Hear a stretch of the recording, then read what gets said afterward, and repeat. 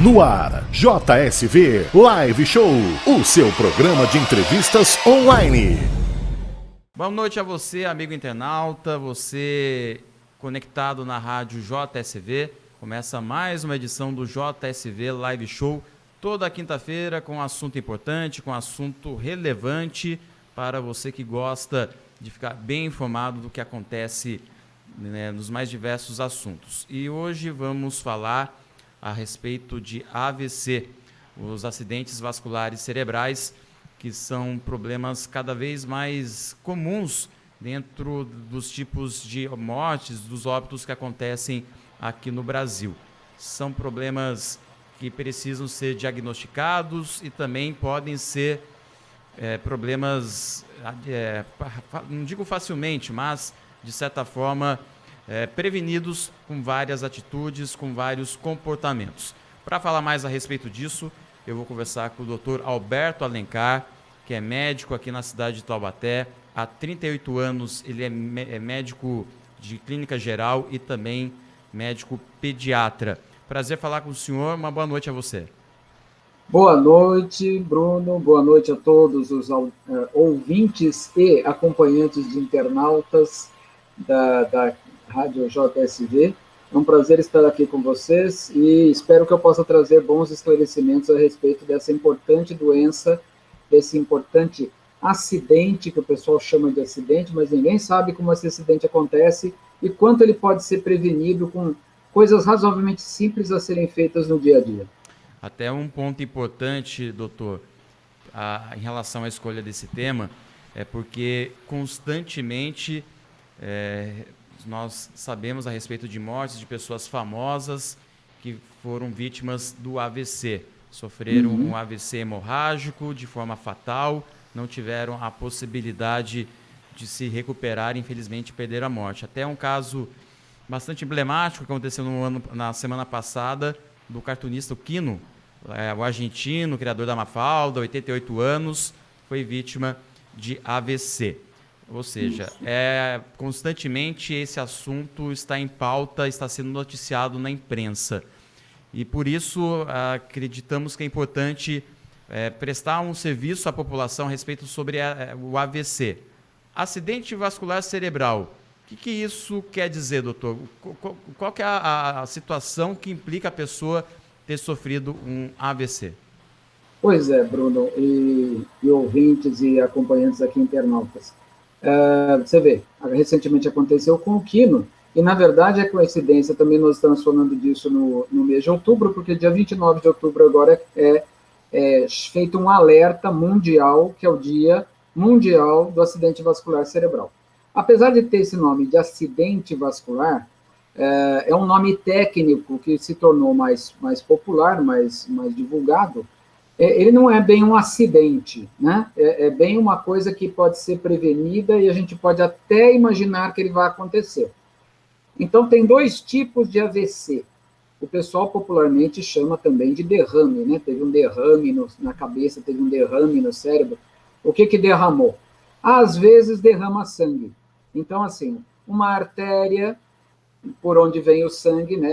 As artérias são os vasos sanguíneos que saem do coração, trazendo com a pressão da bomba cardíaca, aquela contração que o coração faz, traz pela artéria o sangue arterial até o cérebro.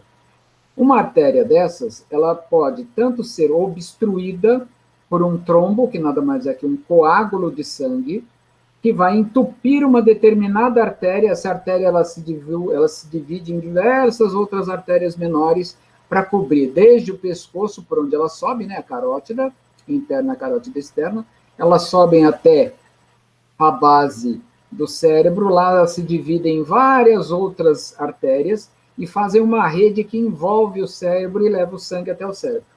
Bastou um pequeno coágulo entupir um desses ramozinhos, e você, naquela área em que houve o entupimento, o sangue não vai chegar. Se o sangue que leva oxigênio, glicose, né, e todas as substâncias, sais minerais que compõem também o fluido líquor, você vai impedir que aquela área receba a nutrição, né, aquela área do cérebro que recebia aquele sangue vai morrer. Dependendo da área do cérebro, você pode ter diferentes manifestações dessa ausência de sangue naquela região. Então, esse é o que a gente chama de acidente vascular isquêmico. Isquemia significa falta de irrigação do sangue naquele local. A outra forma que há de acidente vascular é quando realmente a artéria se rompe, ou a artéria ou a veia. Ela rompe e deixa o sangue extravasar, faz uma coleção de sangue fora da artéria, causando inclusive uma compressão do cérebro, do tecido cerebral, contra o crânio. Então, a gente tem aqui a calota craniana, o cérebro está encostadinho na calota craniana por dentro, e, de repente, você tem uma artéria ali babando sangue, e isso vai comprimindo o cérebro contra a calota craniana. Então, a gente também não tem irrigação de sangue levando oxigênio, e a gente ainda tem um fenômeno de compressão da massa cefálica do coração, do cérebro, e isso também pode provocar o coma, né? As alterações todas que vão acontecendo por falta de irrigação, e pode levar mais rapidamente ao coma. Por isso que a gente diz que o acidente vascular hemorrágico é sempre mais severo que o acidente vascular isquêmico. Não quer dizer que o isquêmico também não possa ser muito severo. Tá? Então, basicamente é isso, a diferença entre os dois tipos mais comuns. E como o senhor disse, são situações, são estados de saúde que podem ser evitados, ou seja, medidas preventivas podem ser tomadas. Quais são os hábitos de vida que acabam facilitando, que podem levar a acontecer o AVC, tanto isquêmico como também o hemorrágico? Então, a gente não pode esquecer que bons hábitos de vida, quase todo mundo sabe quais são, né? Dormir bem, comer bem, hidratar-se bem, né?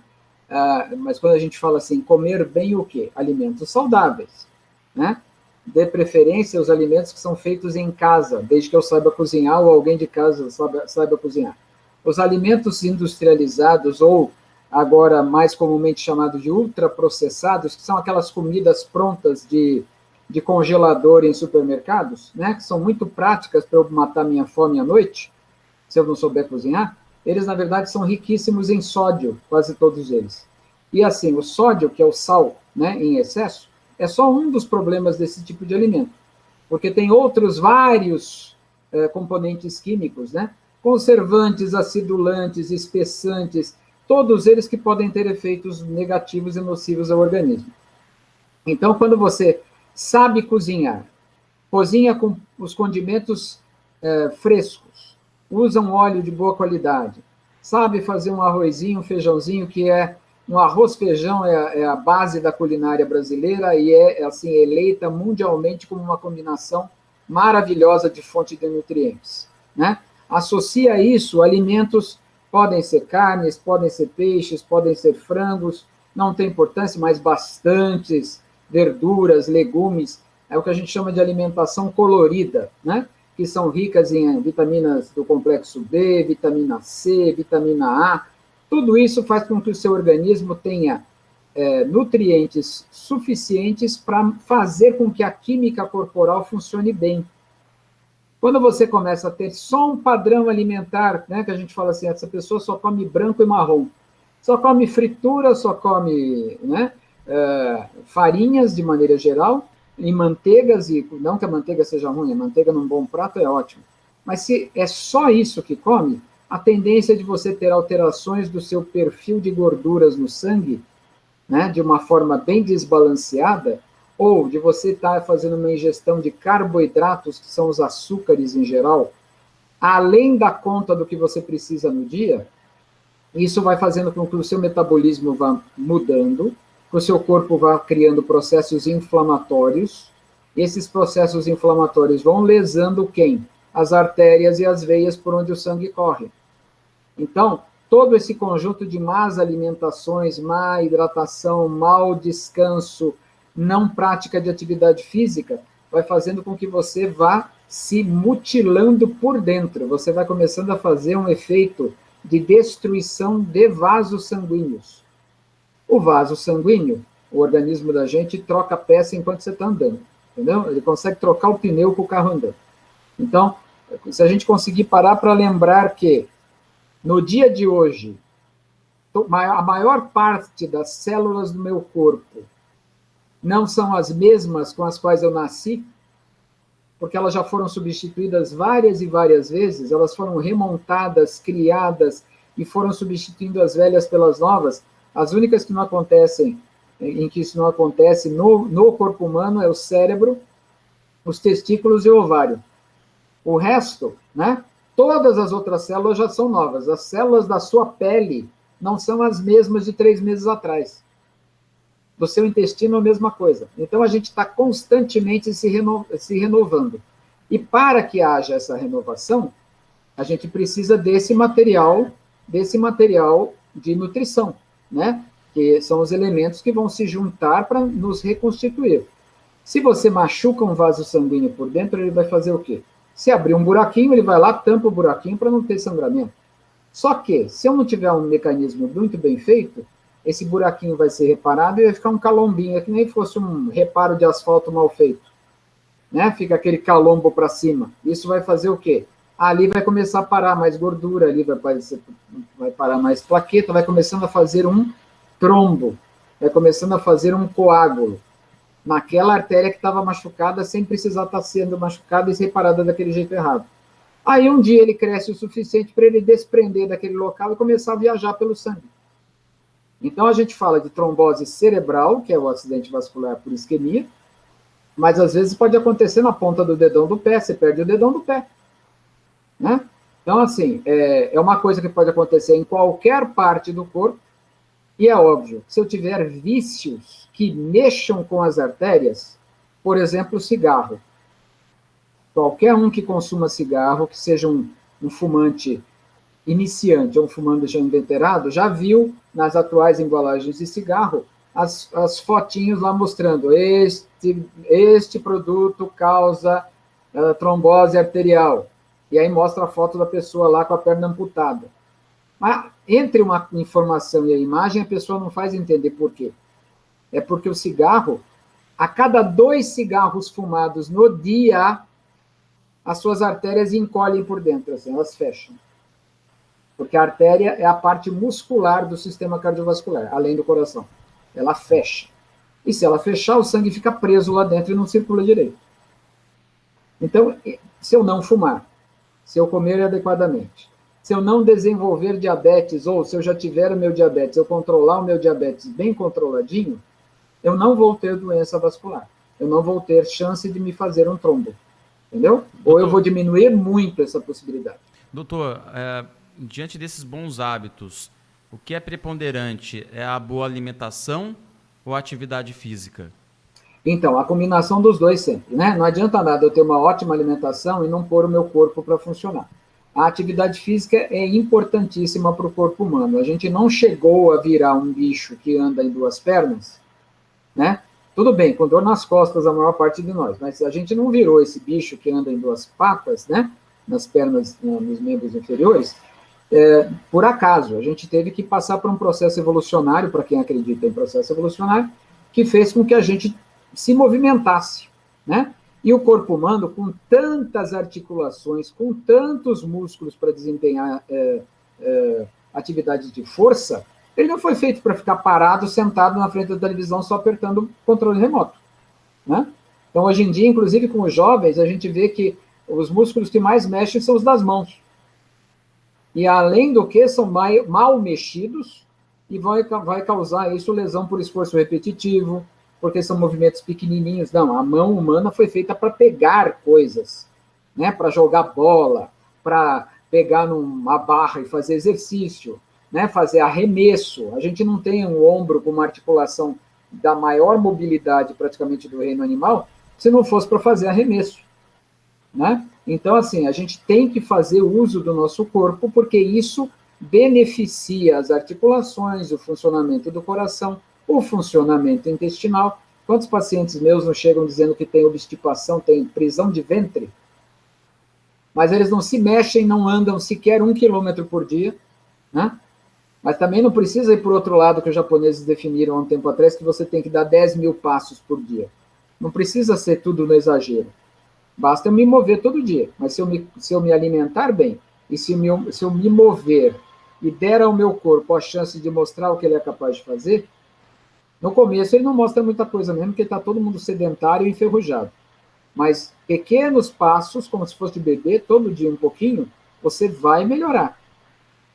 Doutor, a respeito das relações que podem levar o AVC, existe, quando falo relações de sintomas de outras doenças, existe isso? Se eu tiver um problema de saúde e determinada idade, pode levar futuramente a um AVC? Sim, o que mais nos preocupa a nós médicos, todo clínico geral que faz avaliação constante de pessoas e faz acompanhamento, por isso que eu digo sempre, toda vez que eu posso, se você mora numa cidade que tem uma unidade básica de saúde, você não precisa sequer passar com médico de convênio. Eu fui médico de convênio há muito tempo, mas eu também atendi unidade básica de saúde no início da minha carreira. E o serviço era muito bem montado aqui no Brasil, né? Eu fui formado em 82, o SUS é posterior à minha formatura, ou seja, eu vi o SUS nascer. E eu vi como foi bem feito, porque eu trabalhei dentro das dependências do SUS, no município de Diadema, por exemplo, né? Então, você tem um médico clínico geral, tem sempre pelo menos um ginecologista e um pediatra, para acompanhar homens, mulheres e crianças. E qual que é a grande preocupação nossa? Os hipertensos e os diabéticos. Então, se você é um hipertenso, que tem a doença hipertensiva é uma doença silenciosa. O que a gente quer dizer com isso? Você que está nos ouvindo agora, se não tem o hábito de medir a pressão e não mediu no último ano, nenhuma vez, né? Você pode estar hipertenso agora sem saber. Então, as pessoas dizem assim, eu estou com uma dor de cabeça hoje, e vai medir a pressão e acha que a pressão está alta. Tá vendo? A dor de cabeça veio por causa da pressão. Não. Você provavelmente já estava com a pressão alta antes, você passou por alguma contrariedade, fez algum esforço que não devia, essa dor de cabeça veio, né? Ou por problemas pessoais, ou por problemas físicos mesmo, e aí você vai medir a pressão e ela está alta, mas não foi ela, a pressão alta, que causou a dor. Ela está quieta lá, 16/10, né? Lembrando que, via de regra, a pressão normal é o que a gente chama de 12/8, que na linguagem médica correta é 120 milímetros de mercúrio por 80 milímetros de mercúrio. A gente corta os zeros para falar 12/8, né? A Academia Americana de Cardiologia está reduzindo isso para 11/7. Mas se você tiver 12/8, você já está bem legal.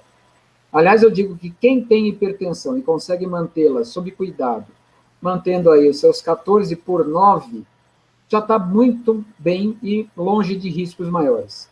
Agora, aqueles que têm como eu acabei de falar agora, a pressão é dita em 2 números, né? A pressão máxima e a pressão mínima. A pressão mínima é sempre muito importante se ela passar de 9. Se ela passar do número 9 para cima, você pode começar a ficar preocupado, porque pode estar acontecendo alguma coisa errada contigo, ou no seu sistema cardiovascular, ou no seu sistema renal. Pode estar envolvendo o rim também. Por quê? A pressão alta ela vai comprometendo o estado de flexibilidade das artérias e das veias. Elas vão, uma outra palavra que muita gente ouve sem entender o que é, elas vão levando a uma esclerose das artérias. Esclerose é endurecimento. Então, você passa a ter arterioesclerose. Então, as artérias que eram flexíveis, móveis, aguentavam pressão e se acomodavam, elas vão começando a endurecer. Elas vão perdendo a capacidade de adaptação. Então, a pressão vai começando a subir cada vez mais facilmente, porque elas perdem elasticidade, né? E a perda de elasticidade é por causa da hipertensão e qualquer outra coisa associada, por exemplo, o diabetes, né? O açúcar livre no sangue, ele funciona como se fosse uma verdadeira lâmina, né? Uma faquinha, uma navalhinha por dentro do sangue, ela vai cortando as artérias e facilitando essa esclerose. Então, os nossos grandes fatores de preocupação para uma pessoa poder desenvolver no futuro um acidente vascular são a hipertensão e o diabetes. Basicamente isso. É lógico, saúde do rim também, porque se eu tiver um rim que não funciona bem, o fato dele não funcionar bem vai aumentar a minha pressão arterial. que vai desembocar, mais uma vez, na piora das veias e das artérias e podendo fazer o acidente vascular cerebral. Doutor, o senhor até elaborou um material para que os nossos internautas entendam um pouco mais como é o AVC, né? Você Isso. pode mostrar um pouquinho para nós e falar a respeito Vamos ver se eu serei feliz com o nosso compartilhamento aqui. É a primeira vez na nossa live, na nossa JSV Live Show, que vamos ter essa possibilidade. Porque, na verdade, é uma entrevista educativa, né, doutor? E como título de informação, de formação, de conhecimento, é preciso também ilustrar um pouco, né? Exatamente. A ideia é basicamente essa, fazer com que a gente possa estar divulgando as informações de maneira que as pessoas entendam da melhor maneira possível. Vamos ver se eu vou conseguir aqui. Compartilhar. Está visível? Está bastante visível. Então, vamos lá. Então, falando de acidente vascular cerebral, o que é mais importante para o povo em geral saber? Né? Primeiro, como é que ele vai ser construído ao longo do tempo. Então, eu não me conheço, mas eu fazendo uma boa alimentação, um bom repouso, eu vou tentar evitar. Então, aqui só para ter uma imagem daquilo que eu já falei antes, o que é um AVC isquêmico? Aqui, não sei se a setinha está aparecendo aí para vocês. Aparece. Parece? Então, aqui nesse momento onde está AVC isquêmico, tem uma área roxazinha aqui, chegou um trombo aqui, e esse trombo entupiu, aquela parte não recebe mais sangue. Então, esta área aqui do cérebro, a gente está vendo um cérebro de lado, tá? Isso é o aspecto original de um cérebro no desenho, óbvio, mas a gente está vendo que aquela área ali não vai receber sangue, tá? Essa área, por acaso, aqui no cérebro, para quem quer saber um pouquinho mais, o que acontece se acontece de não receber sangue ali? Essa é a área de coordenação dos membros superiores, por exemplo. Então, se aquele momento, e aqui logo abaixo dessa área, a gente tem a área de Broca, que é a área de audição e comunicação. Então, o simples fato de eu ter uma coisa roxa, como se fosse um machucado ali, um hematoma, né? Vai impedir que eu mexa os meus braços e consiga me expressar. Eu não vou conseguir falar direito, eu já vou começar a ficar com a minha fala toda atrapalhada. Já do lado de cá, no AVC hemorrágico, né, o que vai acontecer? Se eu tiver um sangramento nessa região, além de não conseguir alimentar essa outra área superior do cérebro aqui eu também vou poder ter um fenômeno compressivo cerebral. Eu também não vou receber sangue, mas eu também vou ter uma bolha de sangue apertando aquela região. Eu posso rapidamente, nesse caso, entrar em coma, tá? Então, a diferença entre o AVC isquêmico, que é só um entupimento, e o AVC hemorrágico, que é um vazamento mesmo. Mais uma imagem para mostrar a mesma coisa aqui, só para vocês verem. Essa palavra anóxia é um termo técnico aqui que a gente diz do lado isquêmico, para dizer que não recebe oxigênio. Então, não oxigênio. Então, não recebe oxigênio além do trombo. Então, o trombo está aqui, que é aquele coágulo de sangue, às vezes também coágulo de gordura. A gente pode ter, por exemplo, numa fratura de uma perna, de um fêmur, se a gente não mobilizar, não atender logo a pessoa e tudo mais, uma gordurinha de dentro do osso fêmur pode caminhar pelo sangue e fazer o mesmo serviço, não é nem o caso de ser um coágulo, é uma pequena gordura que navegou por dentro da artéria e foi fazer o mesmo trabalho. Gente, tem como corrigir isso rapidamente? Tem. Depois eu vou ensinar, ou a gente vai mostrar aqui, quais são os sinais de que uma pessoa está tendo verdadeiramente um derrame ou um acidente vascular cerebral. Mas se essa pessoa for rapidamente, mas quando eu falo rapidamente, é imediatamente, reconhecidos os sintomas do que está acontecendo no AVC, se ela for removida para um pronto-socorro bem equipado, eles fazem um cateterismo que vai chegar por aqui com o catéter e vai tirar... Opa, disparou aqui. Vai tirar esse trombo daquele lugar e vai permitir que o sangue volte a circular. A célula cerebral, ela dura inteira por 3 minutos sem oxigênio. Depois disso, ela já começa a deteriorar e perder as informações que ela tem guardada lá. E por isso que a gente fala que tem que ser muito rápido esse atendimento, né? E aqui do lado, a gente está vendo o AVC hemorrágico, mostra que tem uma ruptura de um vaso sanguíneo com a saída do sangue. Tá dando para ver direitinho aí? Com certeza. Doutor, até aproveitando, antes do senhor continuar a passar os outros os outros slides, as outras imagens, Sim. Um ponto importante e nós estamos passando por um momento bastante sério de saúde pública, que é em relação ao Covid. Exato. E muitos sintomas que são registrados e que acabaram caracterizando que aquela pessoa recebeu ou contraiu o Covid é a trombose. Isso. Gostaria que o senhor falasse um pouco a respeito disso. Se já tem uma literatura médica que aponte que há algum risco maior de uma pessoa ter o AVC contraindo o coronavírus. Sim, já tem dados bem positivos a respeito, já tem informações mais seguras a respeito disso, por quê? Em dezembro, né, de 2019, quando se ouviu falar que havia uma doença por SARS-CoV-2, que é o nome do vírus, que passou a ser dominada depois pela Organização Mundial de Saúde como Covid-19, a princípio se achava que era uma doença pulmonar. É um vírus que ataca o pulmão. Ataca violentamente o pulmão e, com o passar do tempo, lá por março, abril, inclusive com a participação de uma médica, do doutora Helena, do Hospital Sírio-Libanês, da UTI, do Hospital das Clínicas também, descobriu-se que o grande fator complicador desses pulmões era sangramento pulmonar com formação de trombos nas pequenas arteríolas de dentro do pulmão. O nosso pulmão é um grande saco que recebe ar, mas que tem uma trama de artérias e veias minúsculas, chamadas capilares, dos quais acontece a troca do oxigênio de dentro do saquinho alveolar, do saco do pulmão que recebe oxigênio, passando para dentro da artéria. Acontece que é nessas artériazinhas que estava acontecendo a trombose.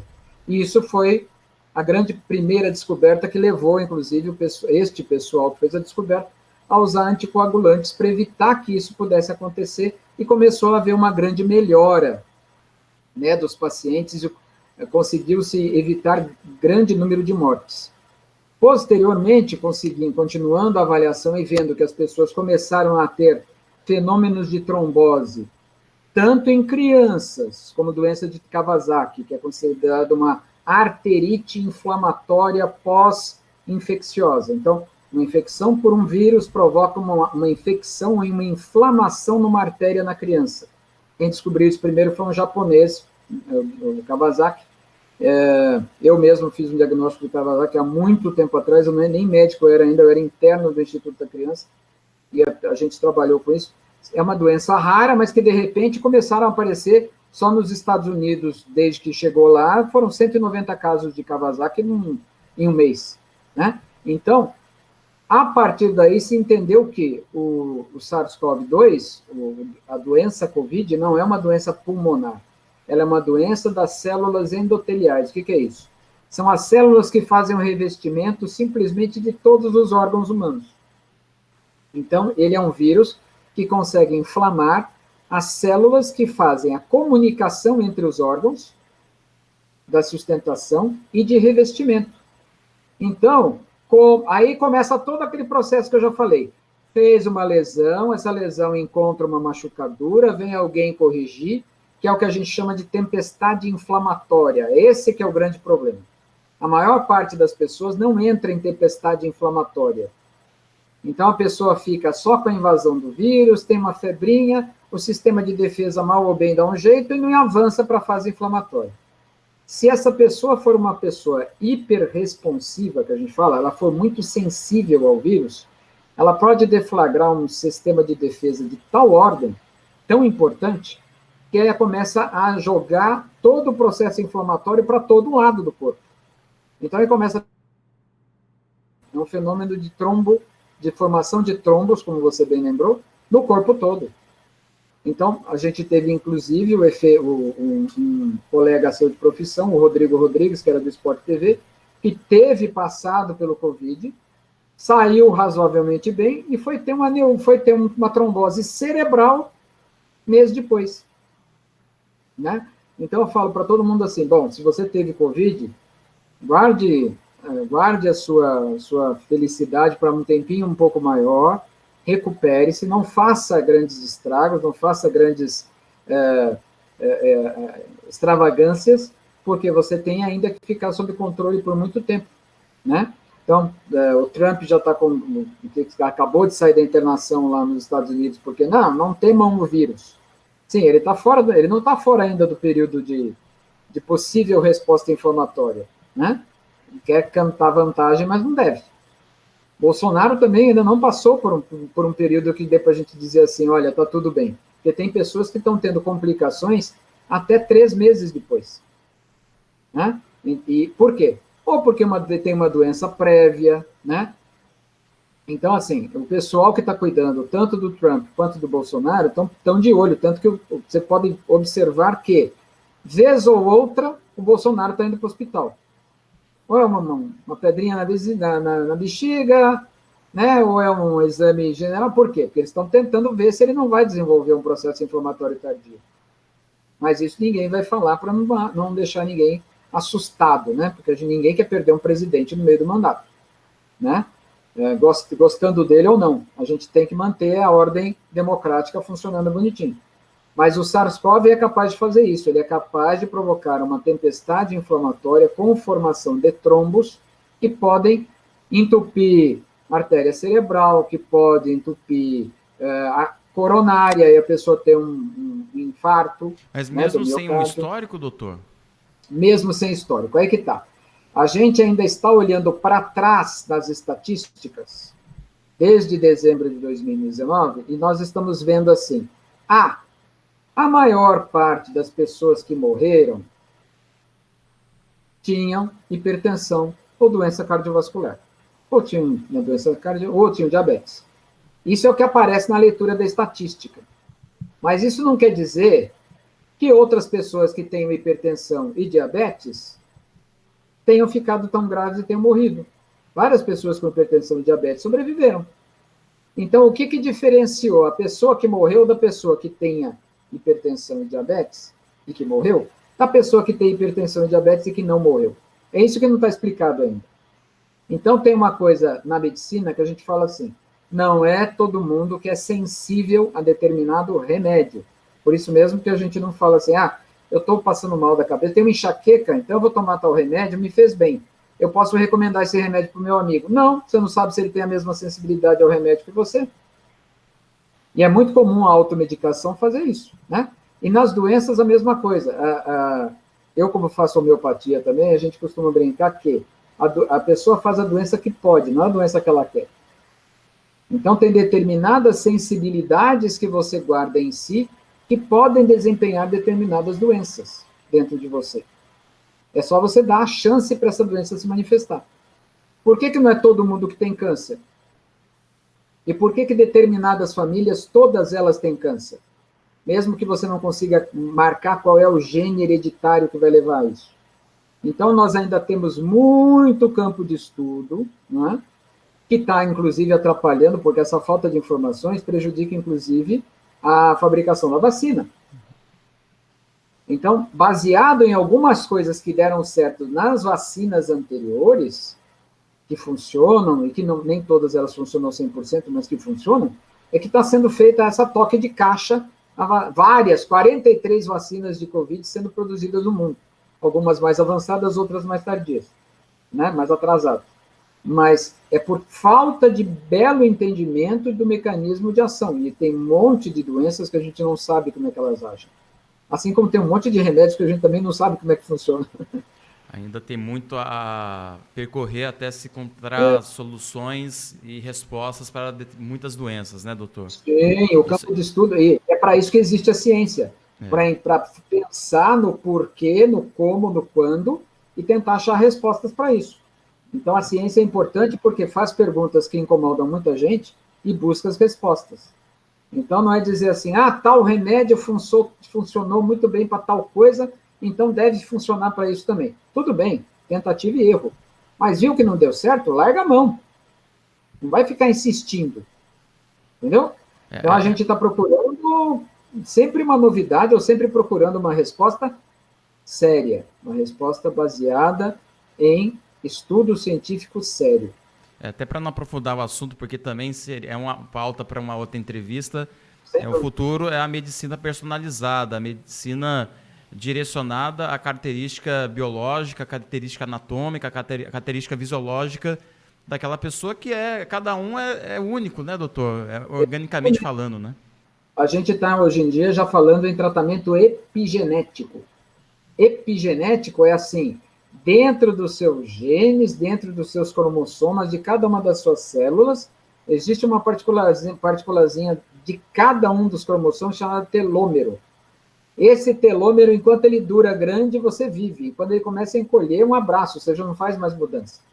Você não faz renovação celular.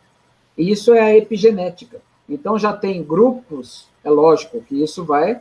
Quem descobrir primeiro como fazer isso vai ganhar milhões. Né? Infelizmente, aí a gente tem a disputa financeira da indústria farmacêutica. Né?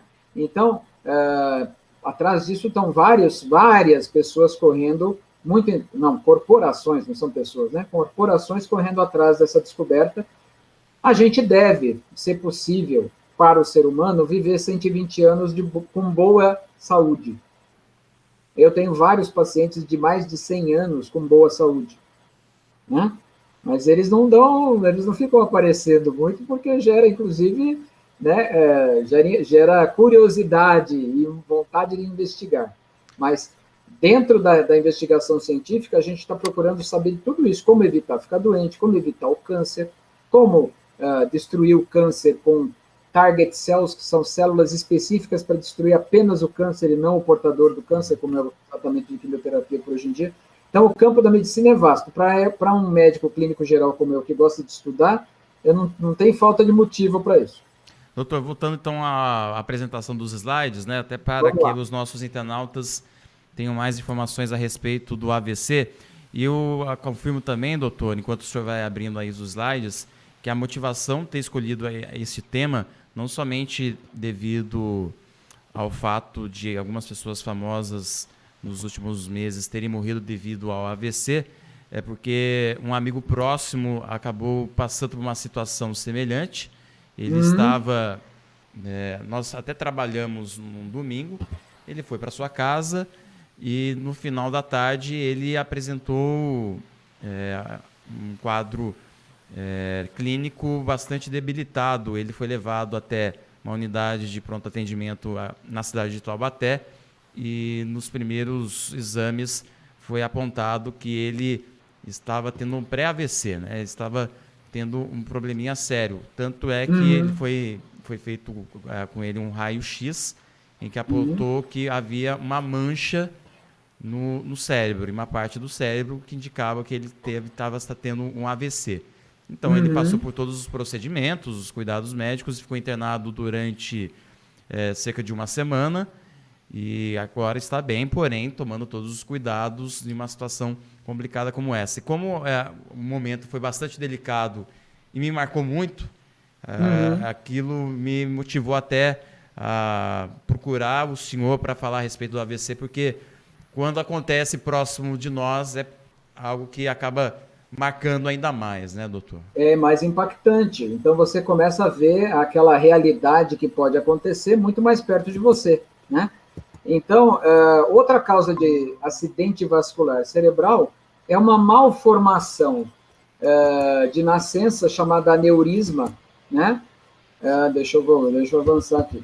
O aneurisma cerebral, que é uma formação que parece um saquinho, né?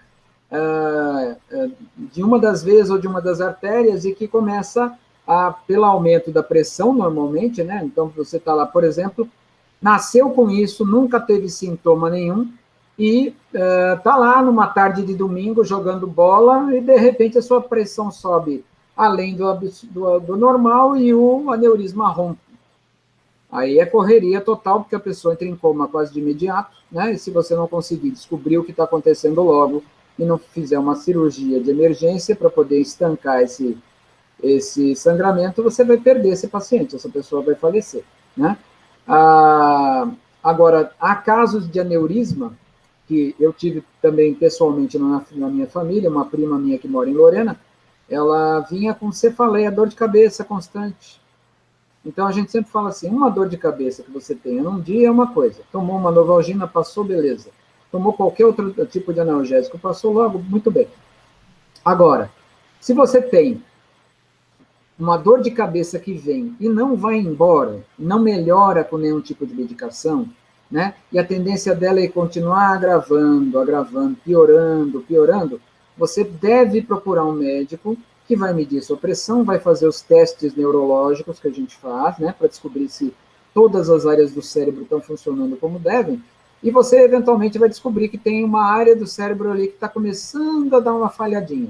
No caso dessa minha prima, a gente conseguiu fazer uma angiografia, que é o estudo radiológico das artérias do cérebro, e ali apareceu aquela malformação arteriovenosa que ela tinha no cérebro, um aneurismazinho, querendo babar, estava babando, que a gente fala, estava gotejando sangue aos poucos, ele tinha rompido de vez. Então ela pôde passar por uma cirurgia sem ser de emergência, foi uma cirurgia eletiva e foi fazer esse reparo. Então, muito bem, obrigado desde então. Então, essa é uma outra possibilidade que a gente tem, que é das malformações de aneurisma dentro das artérias e veias. Podem acontecer, esses aneurismas podem acontecer em qualquer lugar do corpo, mas quando é no cérebro é mais complicado, né? Então, agora mostrando a todos, né, quais são os sintomas importantes, lembrando que o Dia Mundial do AVC é no dia 29 de outubro, né, e até a recomendação aqui ao pé do slide, se reconhecer algum desses sinais, ligue 112 imediatamente, tanto o telefone 911, tão conhecido nos Estados Unidos, quanto o 112, que é a emergência na Europa, né, foram incorporados pelo Sistema Brasileiro de Telefonia de Urgência, além do 912, do 190 e do 192, né? Então, assim, o que acontece aqui, só falando, depois a gente vai mostrar o desenho, na face. Se você, de repente, a sua cara vira, né, essa pessoa com quem você está falando para de falar, ou tem uma fala arrastada, uma dificuldade de encontrar as palavras para ficar com um discurso que dê para compreender. Toda vez que eu estou conversando com uma pessoa, estou prestando atenção na conversa, e, de repente, ela não consegue se manifestar. Dá uma parada. É como se ela estivesse procurando alguma coisa, né? A palavra não vem. Aí você pergunta, esqueceu? Se ela não conseguir responder, já tem alguma coisa acontecendo, né? Normalmente, os olhos começam a ficar com o canto da boca caídos, ou com a pálpebra também caída, e se você pedir para a pessoa, fecha os olhos, ela não consegue fazer isso de um lado, que é o lado que está sofrendo a perda de irrigação sanguínea, né? A pessoa pode, eventualmente, falar assim, olha, eu estou ficando com a minha vista atrapalhada, antes de perder a capacidade de fala. Né? Tá ficando vesga, tá ficando com estrabismo, tá vendo dobrado. Então, tudo isso é sinal para a gente prestar atenção e ver se não tem que sair correndo com essa pessoa dali. Força. Ou um braço ou uma perna, parece que se a pessoa estava gesticulando para você, conversando como a gente faz a italiana, né, conversa com as mãos, de repente uma mão cai. Isso também é sinal. E como eu contei da minha prima, uma dor de cabeça súbita, intensa, diferente do habitual, aparentemente sem motivo, pode fazer com que você também pense nisso. Doutor, formigamento no braço é indicativo? O formigamento simplesmente não, né? Isso é o que a gente chama de alteração sensorial. A minha sensação está mudando, mas se a força da mão estiver mantida, não quer dizer nada. Pode ser só, por exemplo, um mau jeito no pescoço. Então, grande parte dos formigamentos de membros superiores, especialmente braços e mãos e antebraço e braço, é um mau jeito no pescoço. É uma vértebra deslocada, é um torcicolo que está começando, é um jeito errado de dormir à noite, né? Mas perda de força tem diretamente ligação com falta de irrigação de sangue no cérebro, né? Então, o pessoal sabe que para ter uma emergência tem que ligar para o SAMU, né? Então, aproveitando a sigla SAMU, a gente fez esse método mnemônico, esse método de memória aqui. Sorriso. S de sorriso, S de SAMU vira sorriso. Durante um AVC, a boca fica torta. Então, você tenta, sorria, a boca cai e não consegue sorrir direito. Só um lado levanta o lábio e o outro não. Abraço, não consegue levantar os dois braços ao mesmo tempo, né? Música, não consegue sequer cantarolar, né? Numa fase posterior de recuperação, talvez a pessoa se comunique apenas cantando, acontece. mas na hora que está tendo ataque, não consegue. E lembrar que se aconteceu qualquer uma dessas 3 coisas de cima, o sorriso não sai, o abraço não acontece, e a música não é conseguida cantar, eu tenho que sair urgente dali para o pronto-socorro mais próximo. Tá bom? Então, lembrando ainda mais, num desenho, você pode ter dificuldade para enxergar com um ou com ambos os olhos, dependendo do local onde... É sempre dependendo onde aquele trombo, aquele coágulo foi parar, né? Então, eu posso ter dificuldade muito grande de enxergar, eu posso começar a ver dobrado de uma hora para outra, eu posso ficar confuso, não conseguir falar, né? Eu também não sei onde eu estou, eu começo a olhar para as pessoas com uma cara assim de que o que está acontecendo, quem são vocês, aquele olhar de estranhamento, pode ser um AVC, né? É motivo... mas e se não for? Não tem importância. Você sai correndo com essa pessoa para o pronto-socorro, por favor, né? Dificuldade para caminhar, de repente você está andando, de repente seu pé começa a arrastar, né? Perde a força na perna e começa a arrastar a perna no chão. Você estava andando normal, de repente fica com dificuldade. E essa fraqueza, dormência na face, você vê que aqui o slide diz bem, dormência ou formigamento em face, pode estar acompanhando, por exemplo, a cara que está caindo, né? O canto do olho caindo, que é o indicativo de que o AVC está acontecendo. Então, essa é a cara no desenho de uma pessoa que está tendo um derrame, né? O canto da boca cai, o olho que está sendo atacado do lado que o cérebro está sendo atacado, né? Que é o lado sempre contralateral. Ele começa a não conseguir fechar, e as linhas de expressão, as rugas, né? Aquilo que a gente consegue fazer com a musculatura, some. Então, a pele fica lisa. Então, viu uma pessoa assim, mas se uma pessoa estiver assim, e conversando com você naturalmente, ela pode estar tendo só uma paralisia facial, tá? Esse canto de boca caído, às vezes, é só paralisia facial, que a gente chama de paralisia de Bell. Mas, na dúvida, como eu não sou médico, eu levo para o primeiro médico para dizer o que está acontecendo. Doutor, okay? a respeito do rosto, né, as expressões faciais caídas, né, do canto da boca e também dos olhos, caso não haja pronto atendimento, caso essa pessoa não consiga receber os devidos cuidados de forma rápida, ela pode ter essa queda das expressões faciais de forma permanente? Pode acontecer. Por quê? Na verdade, o que significa essa fraqueza? Na verdade, essa perda de expressão são os músculos da sua face que não estão recebendo o estímulo elétrico, que é o que faz com que eles mexam. Então, é muito comum, vocês me veem bem aí, vou fazer um monte de careta agora. Quando a gente vai ver a pessoa, você está com AVC ou não, eu faço assim, faça um biquinho, arreganha os dentes, é o tal do sorriso, né? Aí a pessoa está sem óculos, feche forte os olhos, abra bem os olhos, né? Língua para fora, porque são todos nervos que a gente fala, que vêm do crânio para inervar a face, e cada um deles tem uma área no cérebro de onde ele vem. Então, dependendo da altura em que isso se manifestar melhor, eu, como médico que estudei isso, vou saber em que área do cérebro provavelmente está acontecendo aquele acidente vascular cerebral, né? Então, eu já vou poder dirigir, olha, um acidente vascular do lado esquerdo, na área de Broca, do lado de cá. Então, eu já vou pedir o exame para poder comprovar, ou, mais importante, se eu estiver num bom centro, né? Pronto-socorro do Hospital das Clínicas. Olha, é um AVC que tem menos de 10 minutos de... Esse é o estado da arte em medicina, né? O camarada começou a passar mal, chegou em 10 minutos no pronto-socorro, eu sei o que está acontecendo, já põe ele numa sala de cirurgia, passa um catéter, vou lá no lugar e coloco a imagem, vejo o trombo, pelo catéter eu tiro o trombo, eu salvo o cérebro dele. Esse é assim, é o que aparece nas grandes séries médicas que proliferam nos Estados Unidos, né?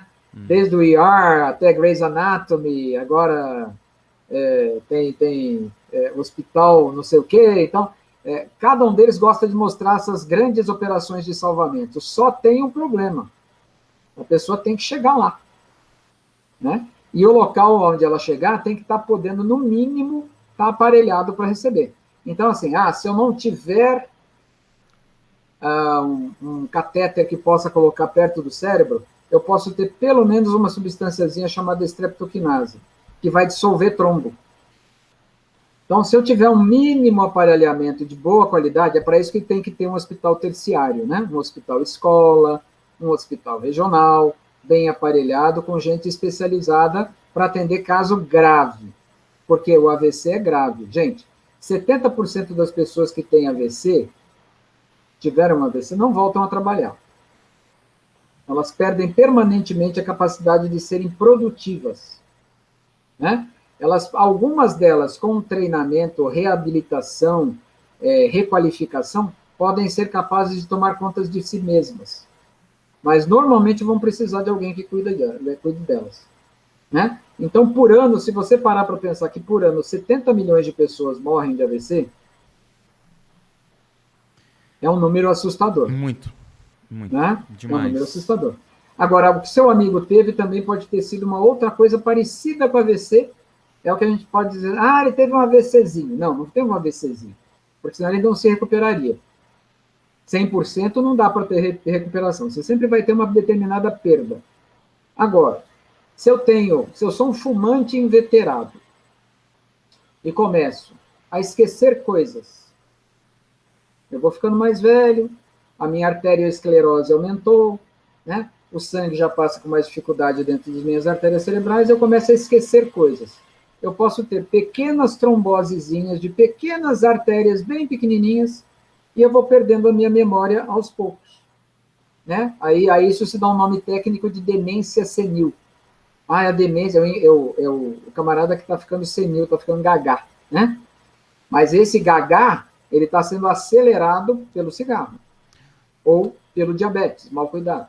Doutor, bons hábitos de vida para pessoas que tiveram diabetes por longo período, que fumaram e pararam de fumar, e começaram a praticar atividade física, ou aqueles que beberam muito, excessivamente álcool, mas fizeram uma transformação de hábitos e começaram a fazer atividade física todo dia, uma alimentação saudável, conseguem regredir alguns aspectos que são permanentes em relação ao AVC? Pois é. O cérebro tem uma coisa que a gente chama de plasticidade cerebral. Ele tem uma capacidade de regeneração, porque assim, quer ver um exemplo maravilhoso, né? O professor João Carlos Martins, maestro, né? Ele sofreu um ataque uma vez, né, com uma barra de cano na cabeça, perdeu uma área do cérebro, né, por um trauma. Foi um equivalente a um AVC, mas traumático. Então, ele perdeu uma área do cérebro. Tá. Ele ficou algum tempo sem falar, ficou algum tempo sem tocar piano, mas pela força de vontade, o cérebro dele recriou novas vias de comunicação e ele voltou a tocar. Ele voltou a tocar por um tempo.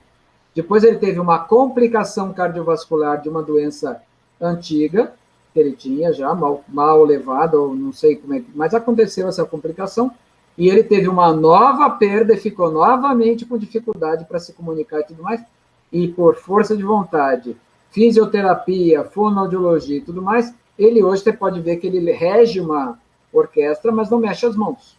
Ele perdeu a capacidade de mobilização das mãos. Mas pode ter certeza que ele voltou a fazer atividade física, é como um infarto do miocárdio.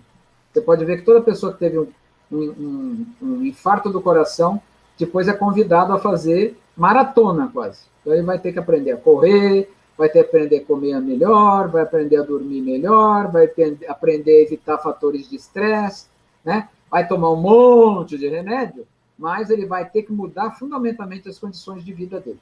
Então, assim, a pessoa que teve um derrame também pode ter uma recuperação parcial, porque o cérebro pode aprender outras maneiras de fazer aquilo que não se mexia mais, voltar a se mexer. Inclusive, tem trabalhos muito bonitos feitos com acupuntura, né? Acupuntura transcraniana, que a gente fala, não fura a calota craniana, mas faz uma estimulação ao lado do cérebro, pela calota craniana. Eu participei desses estudos nas décadas de 90, e a gente via que não fazia muito sentido como é que uma agulha colocada deitada aqui no colocar de fazia a pessoa melhorar a marcha dela. Mas melhorava. E essas pesquisas continuam.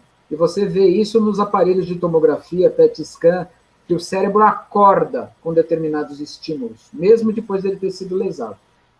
Como eu te falei, a medicina ainda é uma criança para aprender bastante coisa. Então, tem várias outras coisas que podem ser feitas e tem muita gente investigando como fazer isso, para que nenhuma dessas perdas possa ser definitiva. No entanto, no meu caso pessoal, por exemplo, meu pai teve um único derrame e perdeu meio cérebro. E ainda assim sobreviveu 10 anos. Né? Mas ele não falava mais que 4 palavras. Então, assim, vou ter o mesmo tipo de vida que meu pai teve, mas não sou louco. Né? Papai era tabagista, bebia muito, eu nunca fumei, né? Faço atividade física agora na pandemia até mais do que eu fazia antes. Estou me dedicando a ter um corpo mais equilibrado, porque tudo isso eu sei que reverte em meu benefício próprio. Minha pressão arterial vai baixar, né? A minha glicemia não vai subir, eu não vou me tornar um diabético, e é isso que vai fazer com que eu possa ter uma vida um pouco mais longeva que a do meu pai. Doutor, acho que um outro aspecto também, controle do estresse, que também é um ponto que influencia no AVC. Como que isso, primeiro, acaba influenciando e como ter esse controle do estresse? Pois é, o estresse ele pode vir de determinadas formas para cada um de nós, né? Então, por exemplo, assim, para alguém que não estava acostumado a trabalhar online, a pandemia trouxe um fator de estresse para muitos professores, por exemplo. Eu que atendo muito professor, tanto da rede pública quanto da rede privada, eu consegui observar que, assim, a maioria pirou na batatinha, como a gente fala, né? Por quê? Não é youtuber, nunca fez uma live na vida. E, de repente, ele tinha que tomar conta de uma classe à distância, sem ter sido formado para isso, sem ter sido apresentado ao sistema, não é? Ora, eles se adaptaram, mas isso às custas de muito estresse, né? Agora, coisas que ninguém para pensar muito. Por que é que tem um filtro de luz azul na tela do smartphone ou na tela do computador? Porque a luz azul que é emitida pelo ecrã, né, pela tela dos aparelhos que a gente utiliza, ela sensibiliza a nossa pineal e não produz melatonina. Então, você fica constantemente acordado. Isso é um fator de estresse grande. É para isso que tem um filtro de luz azul a ser ligado, né, para permitir que eu tenha sono na hora certa. E, para algumas pessoas, esse sono, eu conheci gente que dormia 15 minutos e ficava maravilhoso. E, para mim, por exemplo, quanto mais perto de 8 horas for, melhor. Tem gente que com 6 horas está reconstituído. Mas, se eu não respeitar o que o meu corpo me pede em termos de sono, por exemplo, né, a minha capacidade de produzir hormônios de estresse, então o meu cortisol vai subir muito, a minha pressão arterial, consequentemente, vai subir também, né? Eu vou começar a necessitar de açúcar para poder alimentar meu cérebro, que é ávido por açúcar, e eu vou começar a ter um aumento de insulina e o processo inflamatório começa todo, né? A gente vai começar a ter o que a gente chama de substâncias redutoras no sangue, a gente começa a ficar oxidado, né? E isso vai fazendo você ficar cada vez mais tenso e mais cansado. E às vezes você consegue regularizar o sono só ligando o filtro de luz azul, então a partir das 10 horas da noite é luz rosa, a tela fica rosadinha. Você começa a ficar com sono, vai dormir, filho. Né? Para de ficar acordado, criança, vai dormir um pouco. Né? Mas não, eu tenho que saber da última notícia. Então isso aqui, chamado smartphone, passou a ser um fator de cervicalgia, porque todo mundo olha para baixo para ver para esse negócio aqui, então começa a ter dor no pescoço, daí os formigamentos de grande parte dos braços que tem por aí doendo. Eu começo a não dormir direito, porque eu quero estar, é a tal da nomofobia, né? Eu não consigo ficar longe da notícia, eu tenho que saber a última fofoca do dia. Ai de mim se as fofocas foi à meia-noite, eu vou passar a madrugada inteira atrás disso. Né? Então eu vou deixar de dormir. Se eu deixar de dormir, o meu sistema começa a entrar em colapso. Você quer matar uma pessoa com tortura? Deixa ela 7 dias sem dormir. O cérebro dela explode, ela simplesmente para de funcionar. desliga. Entendeu? Porque, inclusive, no sono você guarda a sua memória. Você tem boa memória porque você dorme bem. Se você não tem boa memória, provavelmente você está dormindo mal. Né? Outros fatores de estresse. Fumar é um grande fator de estresse porque ele diminui a oxigenação do sangue. Né? Preocupação constante com tarefa. Então, ser extremamente responsável, mas em excesso, né? Também é um fator de estresse muito grande. Ser perfeccionista, doutor. Então, aí a gente pergunta assim, você tem algum defeito? Aí a pessoa fala assim, eu sou perfeccionista, né? O ser perfeccionista quer dizer assim, você não sabe largar a mão do que você está fazendo. Ou porque você já tomou muita bronca porque você não fez bem feito, ou então porque você acha que sempre pode fazer muito melhor. Mas deixa os outros julgarem isso um pouquinho, sem se sentir ressentido porque a opinião que vier ao contrário vai acrescentar alguma coisa a mais para você. Você não precisa acertar tudo de primeira, né? Eu acho que a única coisa que tem que ser acertada de primeira é o gol do centroavante. Esse ele perder, pelo amor de Deus, né? Centroavante tem que acertar gol, pelo amor de Deus. Mas se os outros não tem que aprender, a gente não aprende a andar de bicicleta caindo. Então, ser perfeccionista é assim, bom, eu posso fazer isso melhor? Posso. Tá, então eu vou tentar melhorar. Agora, nunca tá bom é meio complicado. Não é? Eu vou estar me estressando em excesso mesmo. Doutor, para encerrar a entrevista, o senhor, como disse, estuda bastante a medicina, e não somente os estudos, as últimas descobertas da ciência, mas também as tendências para o futuro. Em relação ao AVC, quais são os caminhos que estão sendo pesquisados e que podem apresentar tanto uma situação de prevenção para que não aconteça o AVC, como também de recuperação e reabilitação das pessoas que sofreram desse mal? Então, as novidades vêm de vários campos. Então, assim, nas cirurgias, a forma de colocar, por exemplo, um stent, né? Aquela molinha que vai abrir a artéria e mantê-la aberta. Então, tem stents cada vez melhores para serem aplicados com cada vez mais facilidade e rapidez, com treinamento para até um pessoal de pronto-socorro conseguir fazer isso, né? Então, isso do ponto de vista de intervenção direta. Outra coisa, marcadores biológicos que digam que você tem uma doença vascular, né? Quando eu falo doença vascular, são as artérias e veias que possam estar em processo de entupimento, porque nada mais é do que um grande entupimento agudo que acontece de uma hora para outra, né? Então, se eu conseguir prever isso, então tem vários marcadores que estão sendo utilizados, mas nenhum deles ainda se mostrou muito promissor ou definitivo. Então, tem várias linhas de pesquisa, tem vários... Então, a gente tem pesquisas que acontecem na Suécia, pesquisas que acontecem nos Estados Unidos, na União Soviética, na França, mas é aquilo. A gente sempre fala que a melhor coisa é evitar ficar doente. Né? Então, a primeira coisa que o médico tem que fazer é não ficar inventando doença na pessoa, e segundo, tentar evitar que ela fique doente. Então, por exemplo, tem muito paciente que vem tomando tanto medicamento que isso também é um fator de estresse e de piora. Então, quando você trata realmente a doença de base da pessoa, você evita muito o número de remédios excessivo que a maioria vem tomando hoje em dia. E, nesse aspecto, a automedicação é uma coisa que a gente sempre pede. Por favor, não fique tomando medicamento à toa. Não é? Porque você não sabe o que está tomando, não sabe para que está tomando, porque você não fez seu diagnóstico. E, apesar de você achar que fez efeito, você está repetindo porque não fez efeito. Então, antes das grandes descobertas serem consolidadas e serem ditas assim, não, essa é a nova tendência de tratamento para lá, a gente ainda tem que tentar evitar ficar doente. Principal. Saúde principal. Em primeiro lugar. Saúde total. Saúde da cabeça, saúde, então, saber se divertir, sem encher muito a cara, né? Pode beber? Pode. Eu não sou contra nada, uma branquinha, uma cerveja, um vinho, por que não? Né? Mas não preciso ficar bêbado. Não preciso perder a consciência do que eu estou fazendo, não preciso perder, né, noção dos meus atos. Eu posso me divertir, eu posso comer bem, né, desde que eu tenha como, né? Agora a gente está ainda lutando num país que está precisando alimentar a gente que não tem o que comer, né? Então, essa balança ainda está muito desigual. Nossa, e no Brasil ainda mais.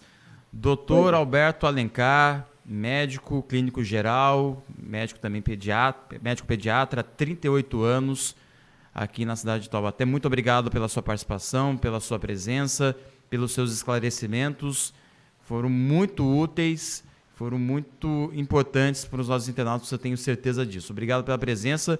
Esperamos o senhor em outras oportunidades falando de outros assuntos relacionados à saúde.